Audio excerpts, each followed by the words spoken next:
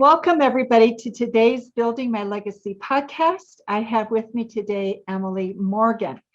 Emily has accomplished a lot in her life so far.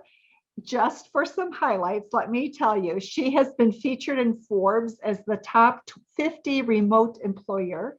She's contributed articles to Huffington Post, and she's been highlighted in the New York Times, just to mention a few of her areas of acknowledgement. Emily has a company called Delegate Solutions, and she is all about how do we delegate? What do we do to become more efficient, effective through delegation? So, Emily, how did you get started on delegation? Yeah, it's funny. Thank you for having me, Lois. My sort of path to an exposure to delegation is really a 360 view. In my early career, I was working as an executive assistant, supporting, in particular, I was working at University of Pennsylvania, where I was supporting some deans and things like that. And then I had my son about 15 years ago and realized like, hey, I really love helping people, but I don't necessarily love commuting in and out of Philadelphia every day. So I learned that I could actually do the same work that I was doing in the office, but do it at home and be present to kind of be home for my son. And how many years ago was that? 15. So you started that right after he was born.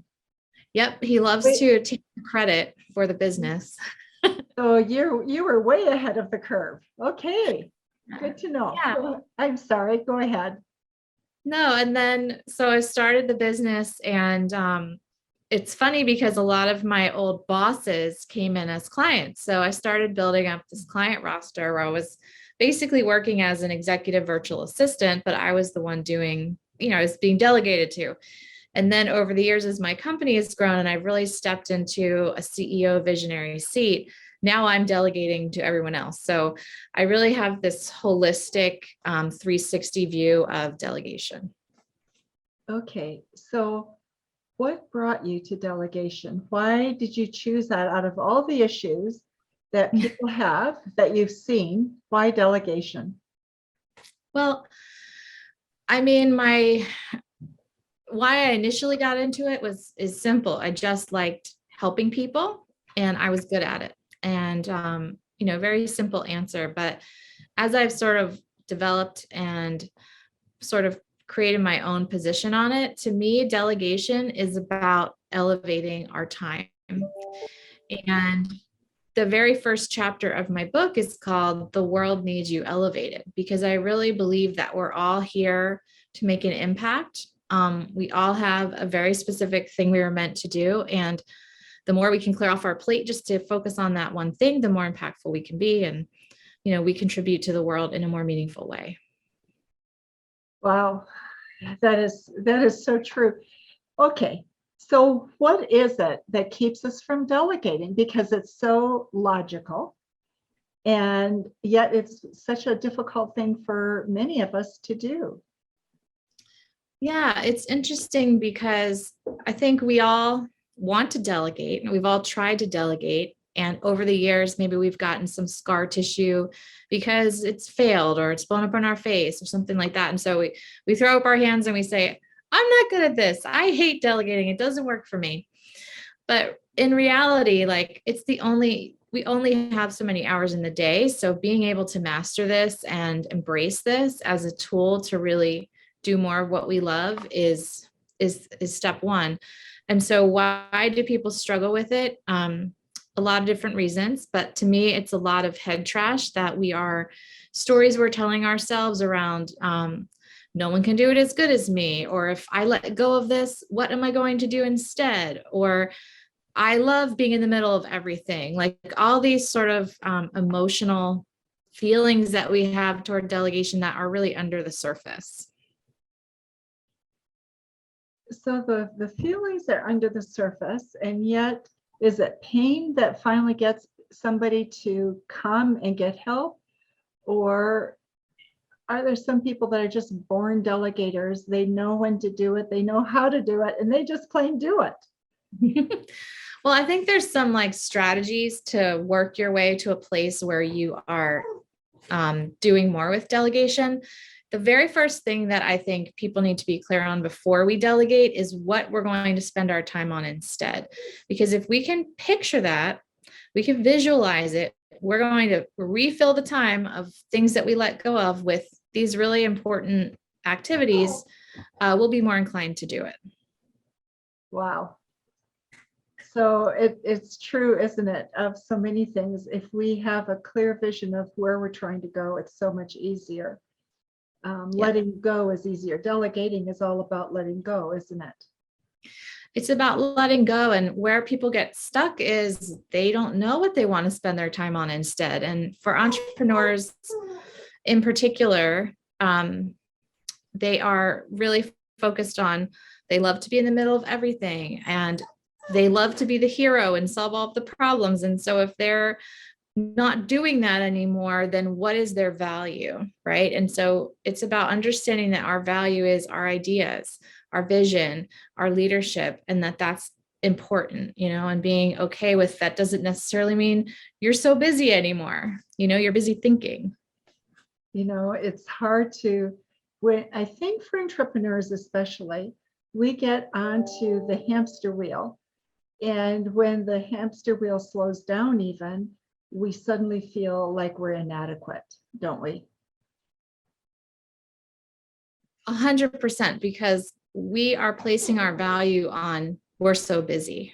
And so there's a shift that needs to happen around that's not the best use of my time. Being busy is not why I started my business. It's not what my unique ability is. It's really about my contribution that I'm trying to make.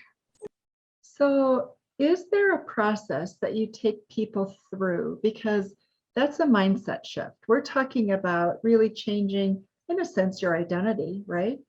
So is there a process you take people through so they can let go? Yeah. Step one is to just do an exercise to get really clear with yourself on what you want to let go of, or what you want to spend your time on instead. And then from there, there are some exercises that we can run that help us segment the activities that you're currently doing into something that we can visualize and start to take off your plate. So we're clear on what we want to do instead. We start to list out what are the things that we're doing that drive us crazy, that we hate doing, that we're not good at, and we start to identify the differences between the two. So that's sort of the first and second step of doing that, is vision and then reflection. And then from there, it becomes about doing a delegation strategy. So we'd like to talk about what your goals and priorities are, and what are the tasks and activities contributing to you being able to get those things done that you don't necessarily need to do yourself. Okay, so in a sense, to do that, you have to have people who are disciplined, willing to be reflective, and to really look at that. And that by itself is also a process, is it not? Yeah, we built a delegation system. We call it the Delegate Freedom System, and it's a systematic way to think about delegation holistically. So we always want to start with, what does our vision look like? Then we want to reflect on how we've spent our time. Then we want to strategize around what's going to go, who's going to do it. Then we want to hand it off to somebody, and then we want to feedback in the middle and at the end when those things are completed to figure out how we can get better.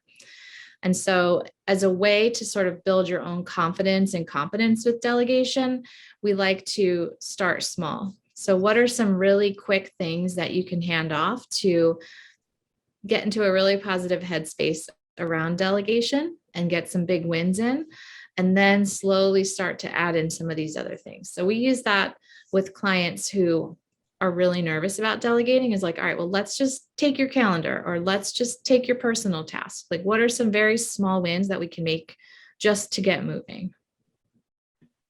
So what size company do you find begins to look for help from you in terms of delegation? Because what about the solopreneur? Are they people who come to you, or At what point do you need to start thinking about this?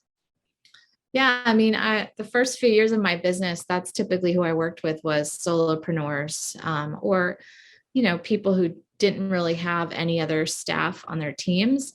Over the years, we have shifted to start to work with clients who have teams, because I believe once we come in and we start leveraging the entrepreneur, the visionary, the CEO, then we can move to the leadership team, then we can move to the sales department and the financial department, like all the different groups within the organization that could be better leveraged. So what are some of the things that people tend to typically delegate? Yeah, the number one thing that comes off people's plates, and I would recommend this for anyone listening, is scheduling. Whether you're using Calendly or some sort of automation to handle that, I noticed in your process to speak with you today, there was a lot of automations happening. So scheduling is always the first thing to go. From there, it's usually travel, doing work inside your inbox. So cleaning your inbox out, organizing it, responding on your behalf, those sorts of things. And then the last one would be personal tasks. So inbox is, in a sense, it's a tricky thing, isn't it? Because it is. So how do you manage that? Because part of it is a decision-making process as to what's important, perhaps not as important. So how do you do that for a client? So one of the things that makes my business unique is that we have about 45 team members working with hundreds of entrepreneurs, and we take that collective knowledge and we build it into a systematic plan to take those things off your plate. So with inbox, it is very complex, and you can start with just unsubscribe me from spam, all the way through to I never want to see an email again, and you're just getting a summary of like, these are the things that happened in there. And that's possible. We've gotten clients there. Most people fall somewhere in the middle, but it can start with just filing, then it can move to prioritizing your inbox. So when you go in, you're just seeing the most important things. It can move to we're automatically forwarding things that need to be scheduled to our emails so that we can take that off your plate. Responding on your behalf. So like we kind of inch our way to the promised land of being out of our inboxes. So when you delegate an inbox to somebody and have that managed, you have to know the business in a way to really be able to make those decisions for the solopreneur or the entrepreneur. How do you go about learning the business so you can really be skillful at this? Yeah, so we do a lot of shadowing. So for inbox, as an example, we are going to, our processes will go in and shadow your inbox, learn about what's happening in there, have conversations with you, sort of start to create a process, and then you're going to follow us. So we're going to start working our way through those steps with you watching and feeding back information. Got it. Wow. So it's very much a joint project, isn't it? Yeah, 100%. Yeah, we're working together because inbox is wildly subjective in terms of like what's going on in your inbox versus mine. They could be completely different. And how you like to handle your email is another thing that comes into play there also. Got it. So for a person that's in business, let's say they've been handling everything themselves, they're kind of doing okay. They aren't really being pushed hard, but they know that something needs to shift down the road. At what point do you say, okay, here's where you've got to draw the line? You may be beginning to feel it, but this is when you'll really know, and you need to have things lined up and ready for them. How do you know when that time is? It's a good question. I don't know that there's one super perfect answer to that, but the way that I would be thinking about it is thinking about what my time is worth and understanding what that number is in comparison to what I might have to pay someone to come in and help me. And so you're usually already winning when you're thinking about it that way. Because if your time is worth $100 an hour, you have to pay someone 50, go bill more time and then pay someone else to do some of these lower value tasks. So that's, really the first step. The other thing you want to look for, whether you do an exercise like I was mentioning before, or you're just sort of observing your workflow, you want to look for repeatables. So things that you're doing more than once, because that becomes an instant candidate for delegation, because it can just be captured in a process and someone can just take that right off your plate. I like that idea of what is it that's you're repeating, because sometimes you like doing those things. At least I find that, because you've developed a rhythm, you can do it fast. And yet those are the things that are also very annoying, because you go, I've been there, done that one. I want to move on, right? Yeah. And let's just admit it. Sometimes busy work is comfortable, right? Because it's like, I don't have to solve this ginormous problem today. I'm just going to sit here and file things, So, just be aware of your own sort of subconscious thoughts around why you're doing what you're doing, why you're spending your time on this is probably an awareness thing. Can I just take a step backwards for a moment? You were an administrative assistant. Those are vital roles for executives, or people who are really in major positions trying to make things happen. So when you were doing that, what were the elements that were most essential for you to do to have your exec be successful? What were the activities you mean? Yeah. What was it that you found people really came to you and counted on from you to make their life successful? That's a great question. And one I haven't really thought about lately. So I think just off the cuff response to that, I think someone that's thinking proactively on their behalf. So for example, the client or the boss was going to be in Chicago, having a standing conversation where we know if he's traveling, I'm saying, okay, is there anyone else you want to meet with in Chicago? And let's go ahead and book you with a dinner or something like that. So a sort of proactive anticipation of needs, I think, is super crucial for an EA to be able to bring to the table. And then also an energy of problem solving. So I hate hearing tell me what you want me to do today, or here's this problem, solve this, I'm putting this back on your plate. A busy leader does not want to hear that. They want to hear here's this problem. Here's 3 ways I'm thinking about it. What do you think? Go. That's the sort of energy that an EA needs to bring to really be impactful for a leader. I appreciate that, because I think to really understand what somebody like your company can do is appreciating the vital tasks that administrative assistants have always filled, or that role that they have filled in companies.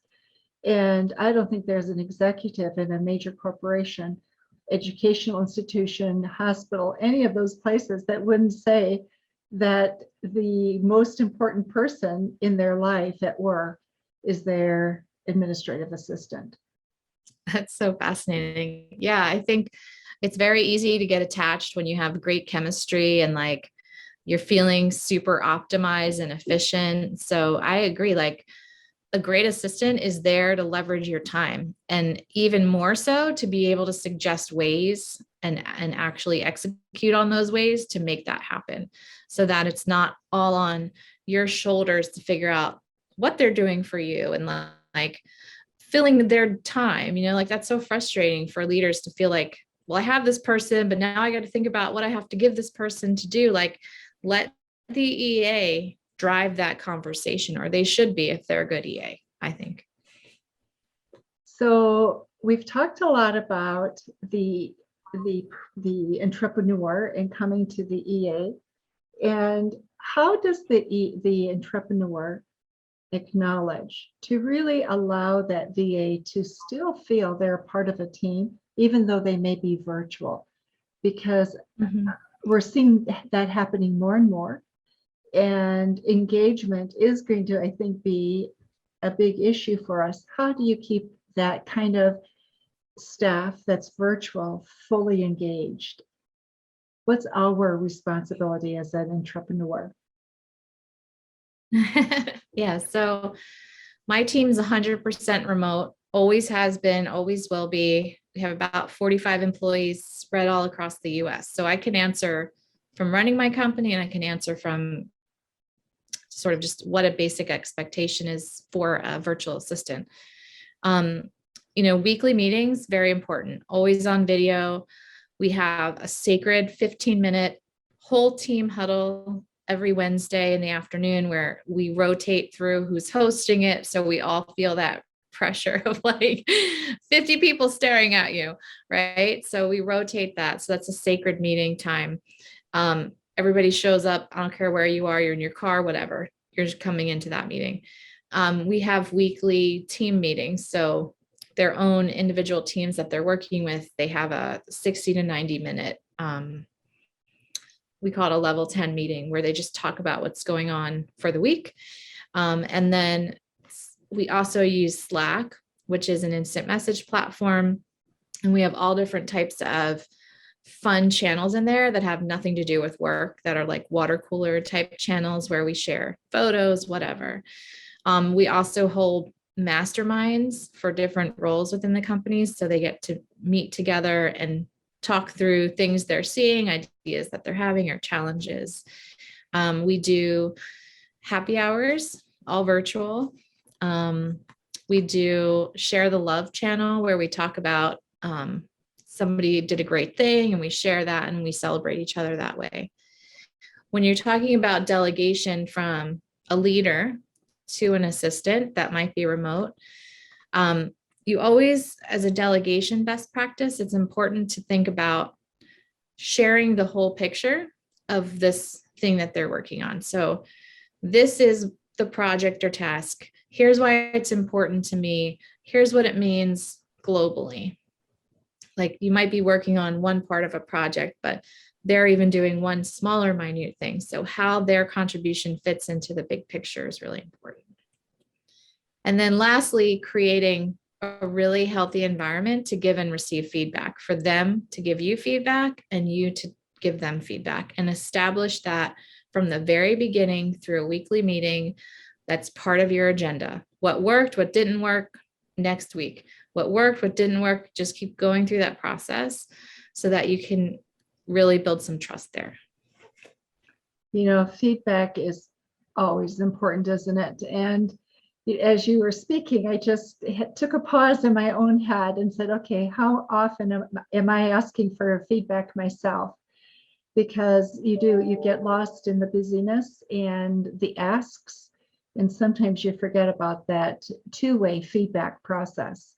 So I really appreciate that. Emily, our time is almost up. What have we missed that we should be talking about that our audience should know?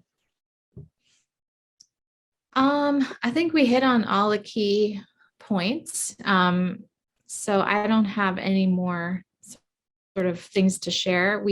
From a resource standpoint, if you're struggling with delegation, there's a couple resources that I can share. We have a freedom analysis, which is that exercise I mentioned, where we interview you and we help you segment your time into different boxes so that we can get a better picture of what could be delegated. We do those complimentary. So that's on video, on Zoom. We also have an ebook that's filled with all of our perspectives and learnings on delegation. It's a workbook that you can work through yourself. That's also free. And then we have an e-course called the Elevation Quarter, where we work through this content in small groups of leaders. And that's done on Zoom. Got it. And so for those of you who are listening, we'll have this information available to you in the show notes. So please contact Emily. And Emily, right now, are you able to take on new clients? Yeah, we're always accepting new clients. Right now, we have at least a month wait we have a wait list going for launching new clients, but we'll work with clients starting anywhere from an hour a day all the way up to full time. Just depends on your needs and your budget. But yes, we have discovery calls available, discovery process, and then we're launching 4 to 6 weeks typically. Got it. And then one more question that I'm just dying to ask, because I think sometimes the work that you do that's behind the scenes doesn't get seen a lot. So where do you get your joy and your fulfillment from what you do? I mean, I love having meaningful conversations about how we can elevate our time. So, and I love seeing the results of that. Like I was sharing with you about our Share the Love channel, where we just sort of like clients give this amazing feedback around how what we do transform their lives. And now they get to spend more time with their kids or their wife or working on a new project. And that's where I get energized, is really hearing and seeing the impact that we have on the day to day. It's wonderful to know what it is that you do. It's also wonderful to have the heart of what you do, where you really are there behind the executive, helping them become successful. And in that way, you both become successful, don't you? Exactly. And my team, I don't want to leave them out. Most of my team are moms, and they're choosing a more flexible, remote way of living and working. They're really passionate about what they do. And so being able to watch them develop at my company is also really rewarding to me as well. Emily, thank you so much for being with us today on Building My Legacy podcast. I really appreciate what you do, because my goodness, I could not survive were not for the team that's behind me. And Right. and for me, part of what I have found is, which was a surprise for me, is they come with lots of ideas that I don't have, by myself. And it's been a great asset. So those of you who are thinking that you might benefit from some help, take a look at Emily and her team and what she's done and some of the resources that she has available, so you can get a sense as to if this is the right thing for you, if it's the right timing, and of course, give her a call. Yeah, and we're happy to be a delegation resource to you, whether you work with us or not. All the content is available, and hope it helps people make better use of their time so they can make a bigger impact. That's our mission. Emily, thank you so much for being with us on Building My Legacy podcast today. And for those of you who are listening to Building My Legacy podcast, thank you for being with us. And remember, we will have information about Emily in the show notes. So please look her up and contact her for whatever help that it is that you need. Thanks much, everybody. Thank you for watching my video. Don't forget to like, subscribe, and click the bell button above. Leave comments. We'd love to hear what you think. And visit our other social media links as well. Thanks much.